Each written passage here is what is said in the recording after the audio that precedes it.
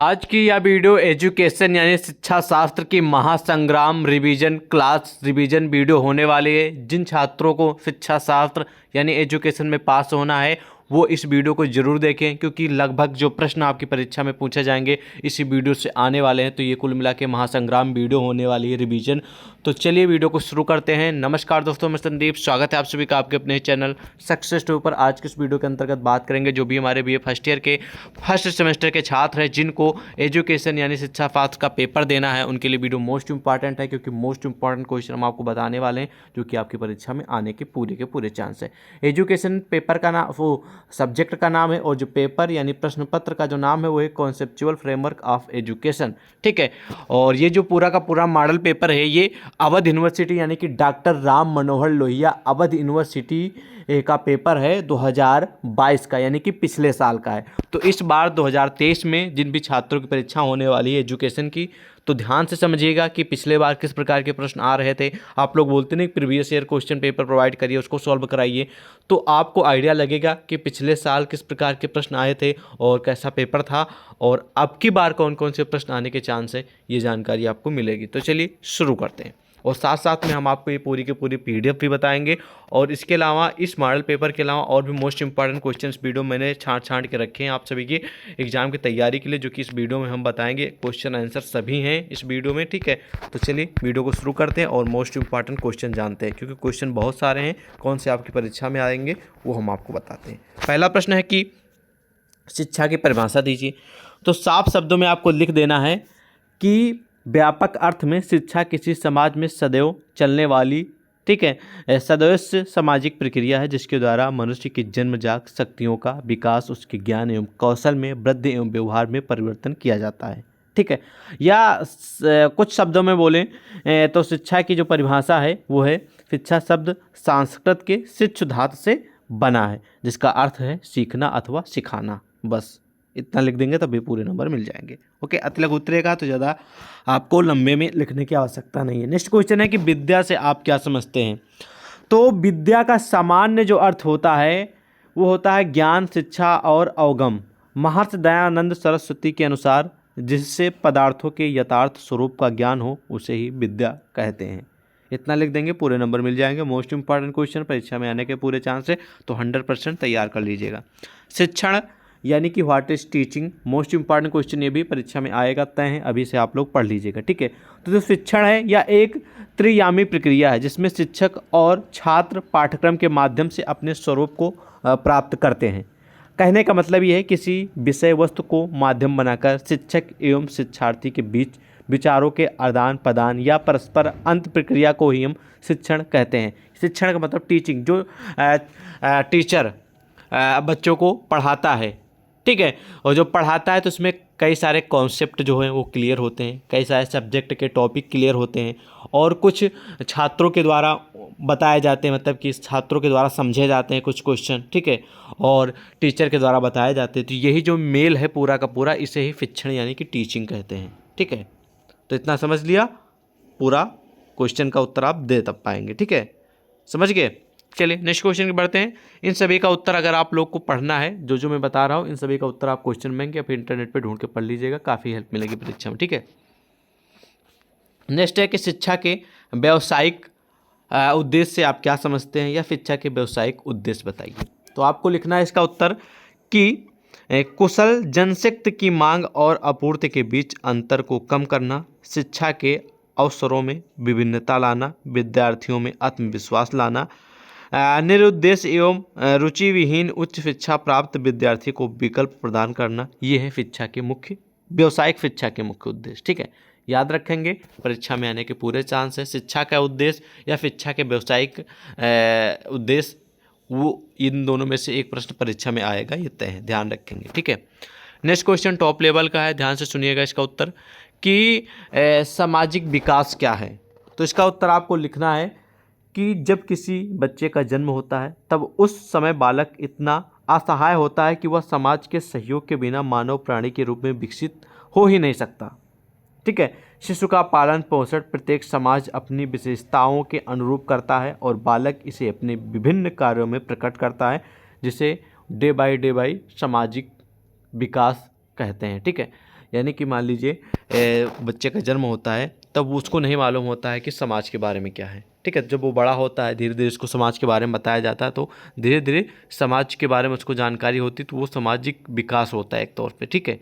तो इस प्रकार आप इसका उत्तर लिख सकते हैं। फिलहाल आप अपने अनुसार भी इसका उत्तर लिख सकते हैं, गूगल पे सर्च कर लीजिएगा, उत्तर मिल जाएगा। मोस्ट इंपॉर्टेंट है लेकिन ध्यान रखेंगे, संस्कृत यानी कल्चर टॉप लेवल का परीक्षा में आएगा, तय है, ठीक है। इसका उत्तर लिखेंगे कि संस्कृत किसी समाज में गहराई तक व्याप्त गुणों के समग्र रूप का नाम है जो उस समाज के सोचने विचारने कार्य करने के स्वरूप में अंतर्निहित होता है, जिसे हम संस्कृत कहते हैं, ठीक है। तो ये भी मोस्ट इंपॉर्टेंट क्वेश्चन है परीक्षा के लिए, इसको भी तैयार कर लीजिएगा, ठीक है। चलिए बढ़ते हैं नेक्स्ट क्वेश्चन की ओर। नेक्स्ट क्वेश्चन की मानवीय मूल्यों से आप क्या समझते हैं। ये इतना इंपॉर्टेंट नहीं, आपके पास समय है तो पढ़ सकते हैं, अदरवाइज इग्नोर कर सकते हैं। नेक्स्ट क्वेश्चन की गुरु की अवधारणा क्या है, इसके बारे में जानते हैं, टॉप लेवल का, जो कि परीक्षा में आएगा ही आएगा, ठीक है। इसका उत्तर आपको लिखना है कि गुरु वह है जो ज्ञान दे। ध्यान से सुनिएगा, अवधारणा की बात हो रही है। गुरु वह है जो ज्ञान दे। संस्कृत भाषा के इस शब्द का अर्थ शिक्षक और उस्ताद से लगाया जाता है। इस आधार पर व्यक्ति का पहला गुरु माता पिता को माना जाता है और दूसरा शिक्षक होता है, तो अक्षर ज्ञान करवाता है, ठीक है, जो अक्षर ज्ञान कराता है। इस प्रकार आप इसका उत्तर लिखेंगे। ये फिर ये एक और परिभाषा इसका लिख सकते हैं कि संस्कृत भाषा के इस शब्द का जो अर्थ है उसका है शिक्षक और उस्ताद से लगाया जाता है कि इस आधार पर व्यक्ति का पहला माता पिता जो होता, मतलब कि पहला गुरु माता पिता होता है, दूसरा शिक्षक होता है जो अक्षर का ज्ञान कराता है, ठीक है। उसके बाद कई प्रकार के गुरु जीवन में आते हैं जो कि बुनियादी शिक्षाएं देते हैं। यानी इसके अलावा और भी बहुत सारे गुरु आते हैं जो अपने अपने अलग अलग क्षेत्र में अलग अलग जानकारी देते हैं। तो ये रही गुरु की अवधारणा, कॉन्सेप्ट, ठीक है। तो इस तरह आप इसका उत्तर लिखेंगे तब भी आपको पूरे नंबर मिल जाएंगे। अपने अनुसार इसका गूगल कर लीजिएगा, टॉप लेवल का क्वेश्चन तैयार कर लीजिएगा, ठीक है। नेक्स्ट क्वेश्चन है कि शिक्षा के अभिकरण से आप क्या समझते हैं या फिर आपका क्या आशय है। ऐसा प्रश्न बन सकता है परीक्षा में, ठीक है। तो इसको तैयार कर लीजिएगा, इतना इंपॉर्टेंट नहीं, कभी आता कभी नहीं आता, तो पढ़ लेंगे तो आप लोगों के लिए बेटर रहेगा। अगला मोस्ट इंपॉर्टेंट है जो कि आपके अति लघु उत्तरीय, फिर लघु उत्तरीय, दीर्घ उत्तरीय में देखने को मिलेगा ही मिलेगा, औपचारिक शिक्षा। और एक और क्वेश्चन बनता है यहाँ पर अनौपचारिक शिक्षा। तो दोनों का अर्थ जानते हैं, दोनों की परिभाषा जानते हैं, जो कि मोस्ट इंपॉर्टेंट है, ध्यान से सुनिएगा, ठीक है। सबसे पहले आपको लिखना है कि पहले तो औपचारिक क्वेश्चन है तो इसके बारे में जानते हैं, ठीक है। यहाँ पर आपको पहले क्लिक कर देना है क्वेश्चन पे कि औपचारिक शिक्षा क्या है, ठीक है। तो इसका उत्तर आपको लिखना है कि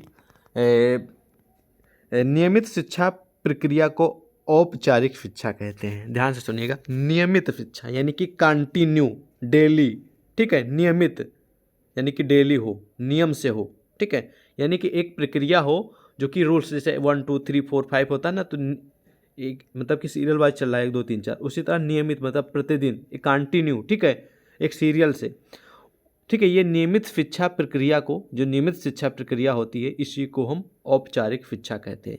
इस प्रक्रिया में छात्र छात्रा को नियमित रूप से शिक्षा संस्थान में शिक्षा प्राप्त करने जाना होता है। अध्यापक भी नियमित रूप से छात्रों को शिक्षा प्रदान करता है। एक प्रकार से मान लीजिए कि नियमित का मतलब पहले आप क्लास 1 में थे, फिर 2 में थे, फिर 3 में थे, फिर 4 में थे, तो आप लोग एक मतलब कि जैसे जैसे आपका एक्सपीरियंस, आपका जो आपको नॉलेज है वो इंक्रीमेंट होता है, फिर तरह से आपकी क्लासेस चेंज होती है, ठीक है। 1 2 3 ये जो नियमित प्रक्रिया चलती है, 1 अच्छा 2 अच्छा 3 4 5 6, तो इसी को हम औपचारिक शिक्षा के नाम से जानते हैं।